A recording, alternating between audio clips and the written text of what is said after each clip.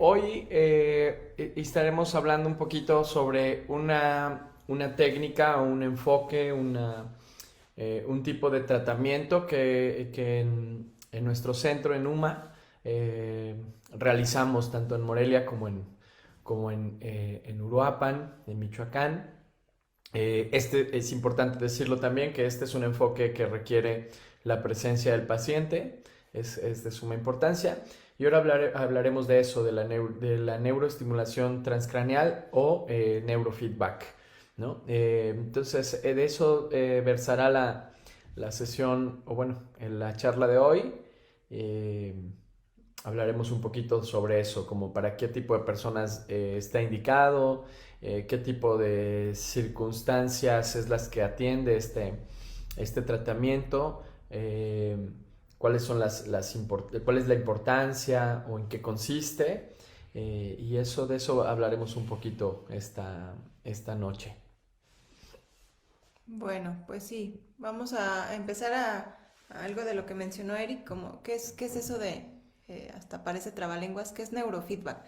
Neurofeedback es una retroalimentación de las ondas cerebrales en un equipo especializado, es decir, el paciente se le colocan electrodos dependiendo de la zona que vayamos a trabajar, eh, y se ve a través de la computadora un, una gráfica con sus ondas cerebrales. Y bueno, cuando se trata de niños se ve más en juegos. Pero bueno, previo a esto se me pasaba a decir, mencionar algo importante. Para poder iniciar cualquier tratamiento de estimulación electromagnética, necesitamos tener un mapeo cerebral para poder conocer y diagnosticar cuál es la zona que necesitamos trabajar dependiendo del padecimiento eh, del trastorno. Y en base a eso se genera un protocolo de entrenamiento en donde se puede comenzar a trabajar lo que es la estimulación. El neurofeedback es lo más antiguo, ya que tenemos ahora lo nuevo es la estimulación magnética transcraneal. El neurofeedback, la diferencia es que ahí se retroalimenta el paciente de lo que va viendo en el en la computadora, y entonces se va moviendo a voluntad. Digamos, si aparece una gráfica en donde está su actividad de atención, en el caso de algún niño con TDA, trastorno por déficit de atención e hiperactividad, si el niño ve que la línea de la onda cerebral de la atención va incrementándose, bueno, eso a él lo motiva a seguir, además de que él está trabajando alguna otra actividad que promueve su atención. La diferencia con la estimulación magnética transcraneal es que aquí sí hay una estimulación directa a la corteza cerebral. Es decir, hay un imán que manda un impulso eléctrico a la zona que necesitamos entrenar, a la zona de la corteza cerebral, y esto va a generar un impacto directo en las neuronas o en la corteza cerebral de la zona que necesitamos trabajar. Esto es importante como mencionar porque es un tratamiento que no es común, digamos, al menos aquí en Michoacán no es algo muy conocido. Sin embargo, es algo bien interesante porque es una opción distinta a los medicamentos, a las opciones psiquiátricas. Eso es bien interesante que podamos como hablar de él y bueno, pues no sé si quisieras como hablar sobre todo, ahorita que ella les hablaba del estudio que se requiere para nosotros poder trabajar sobre las personas.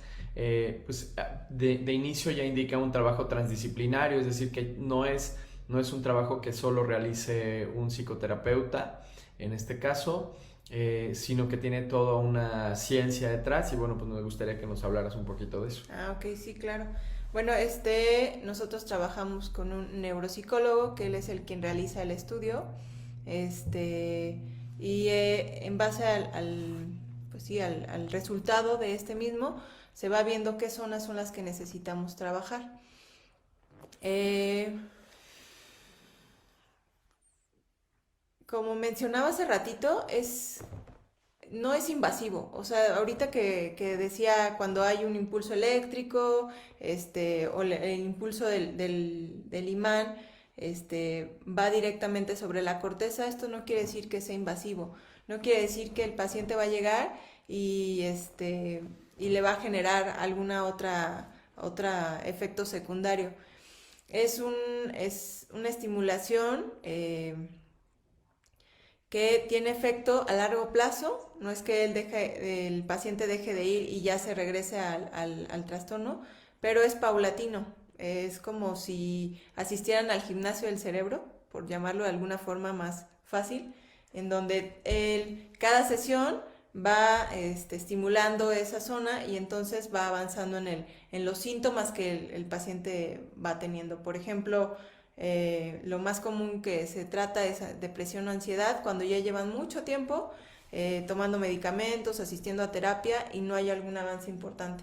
Entonces ahora ¿cómo se empieza a observar? Bueno, las conductas van empezando a modificarse, hay más motivación del paciente y bueno, es importante mencionar que pues como el cerebro funciona con electricidad, pues entonces básicamente nuestros pensamientos, nuestras creencias, nuestras ideas son el resultado de estos impulsos eléctricos. Entonces cuando los modificamos, pues obviamente se modifica todo esto. Otra cosa que es como interesante que yo he visto que con los pacientes que llegan luego con AIME es que mucha gente y que también de algunos que llegan conmigo asumen que tienen depresión o ansiedad, ¿no? Es decir, porque fueron a algún médico o porque tuvieron una cita y hablaron un poco de sus síntomas y alguien les dijo que tenía depresión y ansiedad. Y justamente con el estudio que Aimee les platica un poquito, se determina de manera formal si es que hay o no una circunstancia, en este caso, por ejemplo, depresión, Sí. ansiedad, o en otro caso, en el caso de los niños, que es otro gran grupo que ahí me atiende, si tienen déficit de atención, si tienen problemas de lenguaje, si hay autismo, si hay alguna otra circunstancia que la persona viva. Entonces, eso es bien interesante porque ya no trabajamos sobre dichos o ya no trabajamos sobre lo que uno piensa sobre sí mismo, sino que hay una ciencia detrás, hay un soporte Científico. importante, científico en este caso, ¿no? Que determina qué es lo que está teniendo cada persona, ¿no? A mí me llama mucho la atención, por ejemplo, eso, ¿no? Que de repente llegan niños que no pueden hablar, ¿no? Que tienen problemas de lenguaje o por alguna situación llegaron y alguien les dijo, bueno, pues es que seguro es autismo, ¿no? O otra circunstancia como parecida a ese padecimiento y resulta que después del estudio no hay ningún indicio de ese tipo, ¿no? Es decir, arrojan, ¿no? Pues, bueno, es un problema de lenguaje y hay que estimular tal área del cerebro y demás. Pero eso es bien interesante, ¿no? Sobre todo porque estamos en una cultura ahora mismo, nosotros estamos haciendo uso de este recurso, por ejemplo, de las redes sociales, de la información que hay en internet, etcétera, donde uno fácilmente puede caer en la tentación de preguntar a los buscadores qué tipo de padecimiento tengo de acuerdo a distintos síntomas, ¿no? Entonces aquí es bien interesante que ya partimos de una base científica, de una base que tiene como una información tácita y concreta que indica un tratamiento en específico, ¿no? Y entonces a mí me vendría como preguntarte ¿para quién está indicado este tratamiento? Sí, bueno, como lo mencionaste, se me pasó hace rato, es decir, con la estimulación magnética, puede estar un niño desde los más chiquitos que hemos recibido de 2 años y medio hasta 100 años, ¿no? Literalmente tenemos una paciente de 100 años. ¿Y bueno, cuáles son eso? ¿Qué abarca todo eso? Lo que tiene que ver con trastorno del lenguaje, autismo, trastorno por déficit de atención e hiperactividad, algún trastorno de aprendizaje, eh, ansiedad, depresión, principios de Alzheimer, Parkinson, alguna situación, alguna enfermedad por accidente cerebrovascular, es decir, cuando se sube mucho la presión y alcanza a afectar alguna zona del cerebro, cuando hay algún accidente automovilístico y se lastimó o se dañó alguna zona, también podemos rehabilitar. Eh, y bueno, principios de demencia senil también se puede trabajar y bueno, creo que son los más comunes que hemos atendido. Y me hiciste recordar ahorita que mencionabas el caso de un paciente que llegaba porque fue canalizado con nosotros porque tenía supuestamente esquizofrenia, un trastorno de esquizofrenia. Y cuando se realiza el estudio y en base a bueno, toda la historia clínica nos damos cuenta que tenía una depresión profunda y aunado a un Asperger que nunca había sido detectado desde niño. Entonces, bueno, se empieza a trabajar con este paciente y entonces se empiezan a ver los resultados en el cambio en donde él empieza a tomar rumbo en su vida. Él ya estaba sin trabajar, había terminado la universidad pero ya no continuaba y entonces lo que él dice es como, ¿por qué no lo encontré antes? Como ahora nunca me había sentido en cuestión de la motivación y las ganas de hacer algo, la atención que ponían las cosas y la parte social en donde se había modificado y él ya podía entablar una conversación un poco más larga con las personas, ¿no? Con que parecen cosas pues muy sencillas, pero que cuando el paciente los vive y las expresa, pues es un gran avance, ¿no? Eh, Hace ratito hablabas de que no eres un tratamiento no invasivo, ¿no? Uh-huh. Y yo hacía referencia a que es una opción distinta a las opciones que comúnmente conocemos, que van en el orden médico solamente. Y Sí. un poco nos hablaste un poquito ya con este paciente, pero ¿cómo es que este tratamiento podría transformar la vida de un chico, ¿no? Por ejemplo, a lo mejor de los niños que van contigo, de las personas adultas que van contigo. Cómo es que tú podrías hablar de la transformación en su vida diaria, en su vida en general? Ok, bueno, pues por ejemplo en los niños sí podríamos preguntarnos más, ¿no? De un niño chiquito que no hay la retroalimentación de lo que te está diciendo, de que te puede decir que hay un cambio.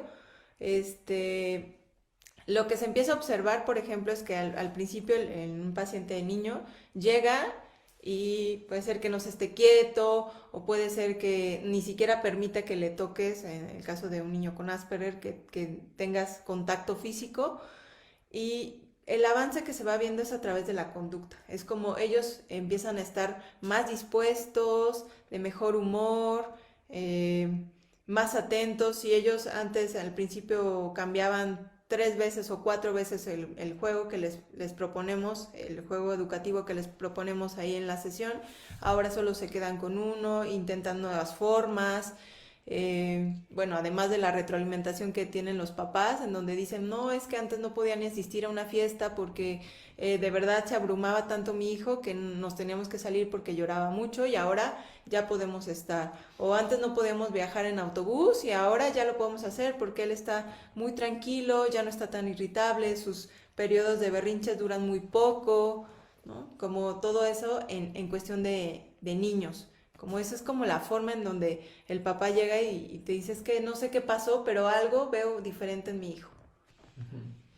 Eh, y este es un dato como aleatorio, pero justo en el tiempo que teníamos o que tenemos de trabajar en UMA, en este proyecto, algunas veces hemos hecho algunos experimentos, más que un experimento, como ciertos proyectos que tenían que ver con cosas que estábamos estudiando. Y esto es importante como mencionarlo porque Aimee les hablaba de cómo estos aparatos están trabajando con las ondas cerebrales, ¿no? Y hace algunos años hacíamos una investigación sobre la meditación, sobre el mindfulness, sobre la atención plena en niños particularmente, Ujú. ¿no? Y usábamos estos aparatos que Aimee tiene en el consultorio para medir esas ondas cerebrales cuando los niños meditaban. Y era bien interesante cómo Claro. estas ondas iban generando un equilibrio interno a nivel cerebral, a nivel del sistema nervioso, interesante, que ya, insisto, y esto es solo como un dato, nada más, pero era como como estas cosas que se dicen afuera, ¿no? Como, pues la meditación sirve para la concentración, o la meditación sirve para estar tranquilo, menos estresado, o todas las bondades que uno de repente escucha sobre la meditación, pero al hablar con niños, ¿no? Y que esto es lo interesante, es como, ¿y cómo le enseñamos a meditar a un niño, ¿no? Un niño no va a estar lo que dura una meditación de 15 minutos, media hora o una hora, no va a tener esa disposición solo por la condición de ser niño, ni siquiera por un trastorno. Sí. Sin embargo, esas ondas cerebrales se sostenían en las actividades del niño, ¿no? Aunque las circunstancias a las que las invitábamos eran circunstancias de juego, ¿no? Que eso es interesante como mencionárselos, y que es algo que pasa también en las sesiones de trabajo. Es decir, generalmente están trabajando en alguna computadora o con juegos manuales, etcétera, pero también hay recursos como estos que también Aimee les invita a realizar, y que, bueno, van generando también una estimulación importante, ¿no? Sí, y quería decir algo con esto que dices, porque pues generalmente lo que me acordé de ese caso del niño, que lo podíamos, lo pusiste a meditar y estábamos ahí trabajando con él, que era interesante porque su atención estaba plena, en ese momento estaba totalmente atento, pero hay una onda, SMR se llama, en donde no lo que necesitamos buscar que el paciente esté atento pero relajado, porque cuando estamos tan atentos en algo llegamos a tensarnos. Entonces ese era el equilibrio, ¿no? Como estaba atento y relajado a la vez, que era lo que buscamos, o es lo que buscamos al entrenar la atención, porque en el aula eso se reproduce, ¿no? En la escuela eso es lo que queremos, que esté atento, pero no que esté atento en estado de alerta, sino que esté atento, pero también a la vez relajado. Y bueno, como hablando un poquito de esto, ¿cómo es que se podría complementar un tratamiento como este con otro tipo de tratamientos, o como otro tipo de enfoques que coadyuven a que la persona tenga una vida con mayor plenitud?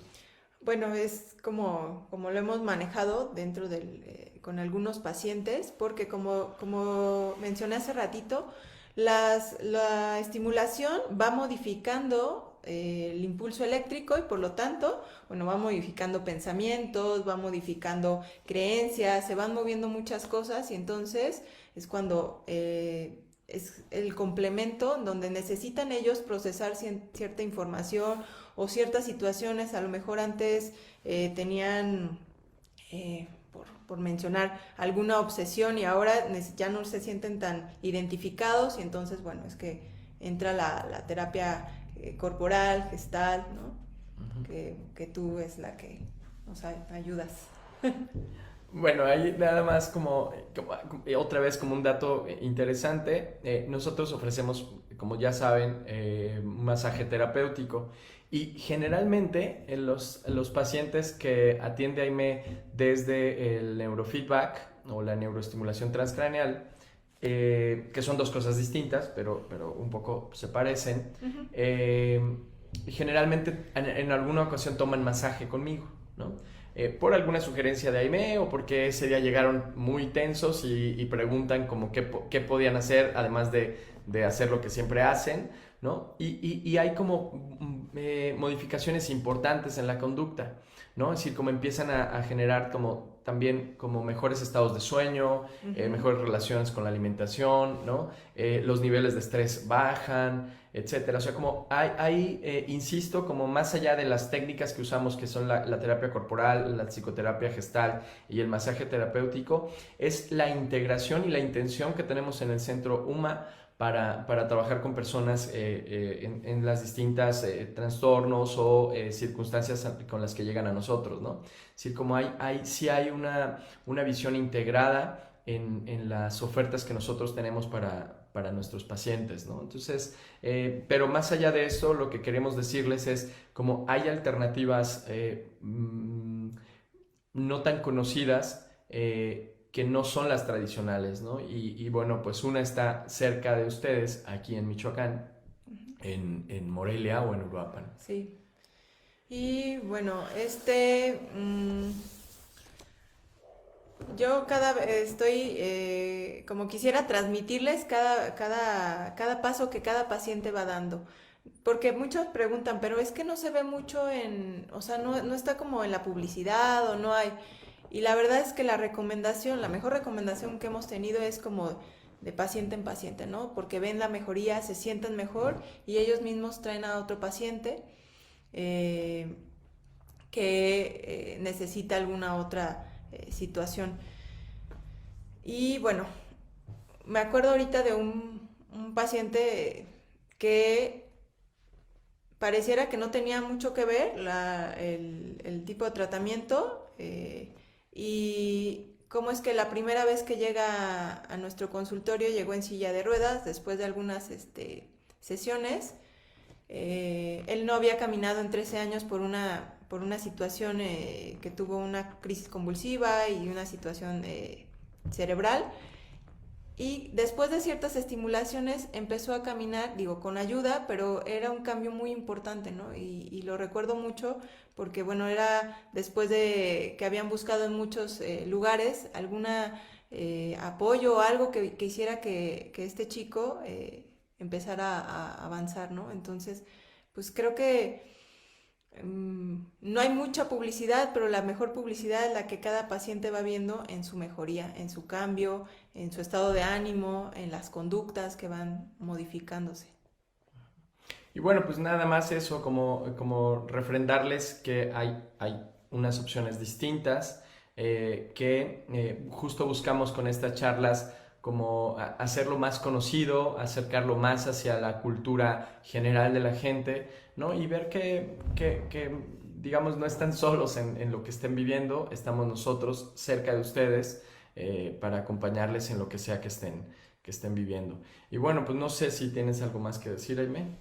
Pues igual que estamos en Uruapan, en Morelia, que la verdad es una inversión, a veces